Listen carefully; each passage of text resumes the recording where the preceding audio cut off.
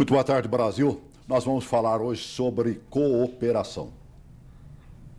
Mais explicitamente, cooperativa de cooperação, de produção, a união de iguais. Às vezes desse tamanhozinho aqui, menorzinho acolá, um pouquinho maiorzinho aqui, outro menorzinho mais distante.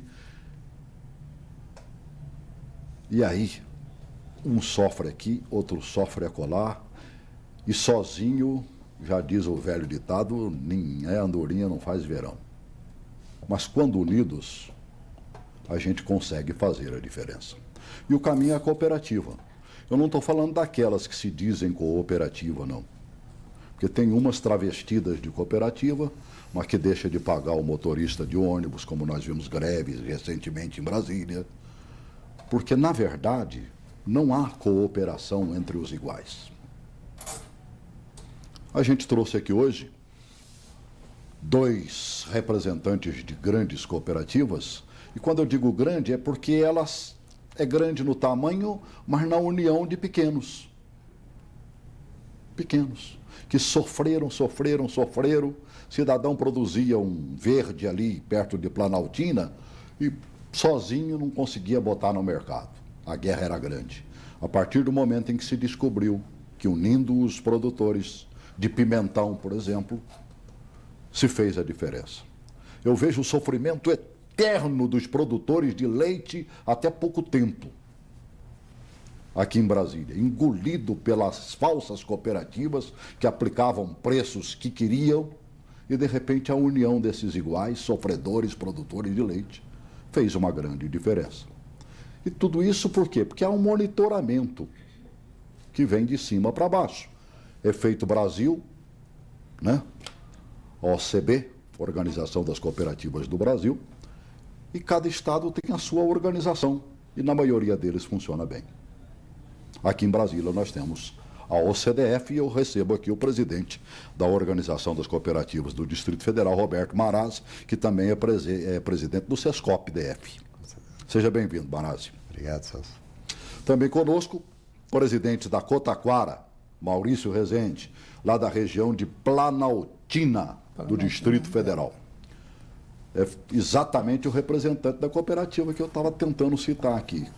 O cidadão produzia meia dúzia de pimentão lá. Na hora de vender, ele só tinha feira para vender. Chegava lá, o pessoal trazia com um preço muito mais baixo de longe, e aí descobriram que eles podiam também produzir junto aqui e mandar para longe e fazer até a diferença. Chegaram até a exportar.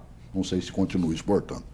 Também conosco outro que representa uma cooperativa de ex-sofredores, produtores de leite. Renato Calixto Saliba, presidente da Copas. Isso. Seja bem-vindo. Muito obrigado.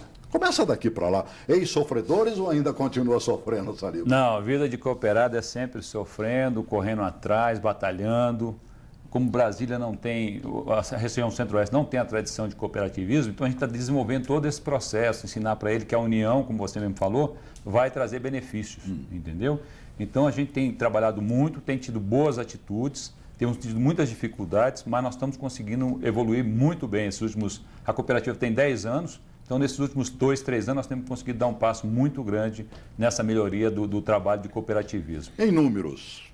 Olha, hoje nós começamos, na época que nós começamos 10 anos, tinha 6 produtores, hoje nós temos 100, entendeu? Desses 100, mais de 70% são produtores familiares, aqueles que dependem única e exclusivamente do leite para sobreviver. E a cooperativa consegue trazer esse leite da propriedade dele, fazer a pasteurização e conseguir colocar esse produto no mercado e remunerar bem esse pequeno produtor. Tudo bem. Assim como você está fazendo com o leite, o nosso Maurício está fazendo a mesma coisa na região da Cotaquara. Isso, a nossa... E lá o forte é o pimentão, ainda é o forte? A Cotaquara, ela nasceu, né, da necessidade de melhorar a nossa comercialização. Como carro-chefe é o pimentão, mas hoje nós trabalhamos com mais de 40 produtos diferentes, né? Nós também começamos em 2001, né, mais ou menos a mesma idade da Copa. Começamos com 22 cooperados, né, hoje nós estamos em torno de 160 cooperados. Nós comercializamos no primeiro mês de fundação da cooperativa em torno de 6 toneladas, hoje nós estamos comercializando acima de 400 toneladas mês. Então hoje nós atendemos as grandes redes menores, mas ela vem crescendo, evoluindo passo a passo, com todas as dificuldades, com todos os desafios, né, que uma cooperativa enfrenta. Eu cheguei a acompanhar, inclusive, o começo da Cotaquara. Cheguei a fazer matéria na época e tudo mais. A gente acompanhou o cooperativismo, né, há muitos anos aqui em Brasília. E naquele começo, quando reuniu cerca de 20, que você falou? 22 produziu o quê? Nós já produzíamos mais antes, ou menos, né? Mas assim, a comercialização nossa no primeiro mês da organização foi 6 toneladas. Principalmente o carro-chefe era o pimentão, né? O pimentão significava em torno de 60%, né, do nosso volume. Hoje está em torno de 35%, 40%. Então hoje nós conseguimos colocar o pimentão no mercado que nós tínhamos o ano todo com qualidade. Junto do pimentão a gente foi ofertando outros produtos. E o mercado hoje ele quer variedade, né? Além da qualidade, ele quer constância e variedade. À medida que a gente foi aumentando o mercado, foi aumentando a demanda, o produtor foi acreditando, foi produzindo mais. E hoje nós já temos um volume bastante interessante, a gente já consegue exportar para outros estados, né? No caso, principalmente o pimentão. Agora tem 3 meses, vai para 4 meses, nós abrimos uma filial lá em Palmas, Tocantins, que a gente vendia muito pimentão para aquele mercado. E a gente foi discutindo, porque como a gente vendia para lá, por que não colocar um ponto dentro do Ceasa e de lá a gente distribuir esses produtos. Inclusive estou vindo essa noite de lá, a gente estava acertando algumas coisas, já estamos com uma comercialização bem acima da expectativa, um mercado muito interessante, né? Toda a produção, todo o comércio de lá busca fora, né? Eles não têm produção no estado que abasteça, né?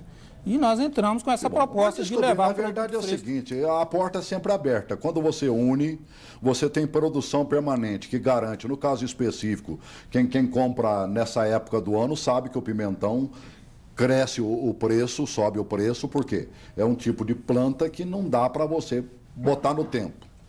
Tem que ter a plasticultura, se eu não me engano, chama, né? E aí se produz com cobertura e tudo mais, é lógico que isso vai valorizar a produção e o preço, e vocês fazem o preço acontecer. Com certeza. A nossa cooperativa, ela está no Núcleo Rural Taquara e é considerado polo de produção de pimentão em plasticultura, taquara e pipiripau. É considerado polo de produção do Brasil. Tá bem. Maraz, eu vou te deixar um pouquinho de castigo mais. Deixa eu segurar um pouquinho o saliba aqui agora. Mas é natural. Né? Porque eu quero entrar no cooperativismo de produção, mostrando como exemplo o que está sendo feito na nossa zona rural. E olha que nós não temos uma zona rural considerada hiper forte. Nós não é a tradição. A tradição até muito pouco tempo é de que a gente não produziria absolutamente nada aqui. Foi o que o Onoyama, né, o Saburo falou para o Juscelino Kubitschek naquela época. Aqui só tem pedra, não produz nada. Se produzisse, eu não estava chamando o japonês aqui para resolver o problema.